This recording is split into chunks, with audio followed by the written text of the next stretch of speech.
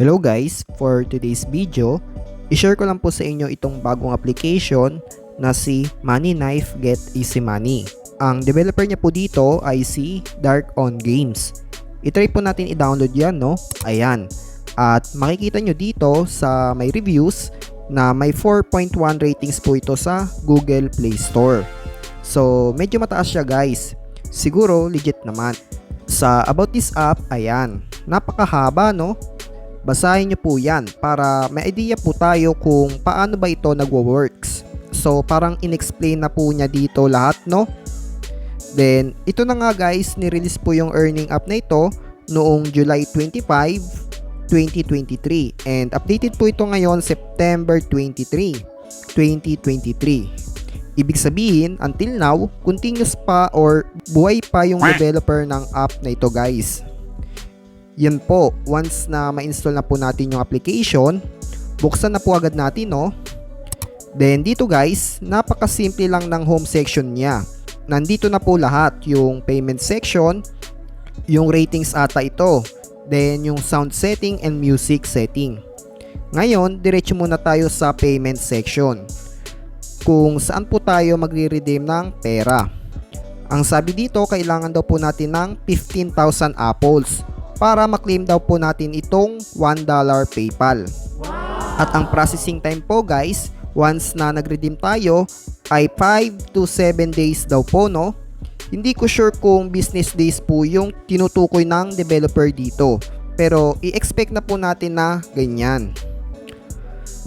So bukod sa $1 PayPal, may $5 at $10 option din po sila. At may katumbas po na kailangang apples mga kaibigan. Sa tingin ko guys, based on my analysis, mag-focus po tayo dito sa $1. Kasi ito po yung kaya nilang bayaran at kapani-paniwala. Compare po sa dalawa na masyadong malaki po yung halaga at kaunti lang po yung difference ng kailangang points. And also for review lang po tayo guys. Papatunayan lang po natin kung legit ba or hindi yung application na ito. Then diretso po tayo sa stars. Dito guys, every week pwede po tayo manalo ng $5. Hindi ko alam kung paano nagwo-works ito. Siguro once na nakasubscribe po tayo sa mga social media nila like YouTube, Instagram, and Facebook, pipili po sila doon ng isang winner sa mga nakafollow sa social media nila. Every week po yan. And then ito nga guys, i-click po natin ito. Gaya nga ng sabi niya, nasa lottery na daw po tayo at may chance daw po tayong manalo ng prize. Sa tingin ko talaga doon sila pipili ng winners sa mga nag-follow sa kanila. Wala naman pong mawawala kung itatry natin, di ba? Then sa sound setting and music setting, pwede po natin i-turn on or i-off po yan. Ngayon naman po guys, maglalaro na po tayo. I-click nyo lang po itong play button. Then every time na magpe-play po tayo, may ads pong lalabas dyan. So sa tingin ko guys, dito po sila kukuha ng ipambabayad sa atin, no? Then yun na nga guys, madali lang naman po siya laruin. Itatap nyo lang po yung phone ninyo kapag tumapat po yung knife sa apple para makuha po natin ito at mag-reflect sa upper right wallet natin.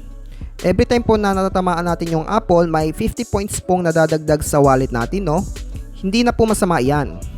And yun na nga, nung lumampas na po sa 10,000 points, bumalik po sa 1,000, no? At napansin ko guys, 5 points na lang po yung dagdag niya. So napaisip ako na baka hindi lang kasya yung number kaya nakahide yung 0. At na-reach na nga po natin yung minimum points required para makapag-redeem ng pera, which is 15,000 points, equivalent of $1.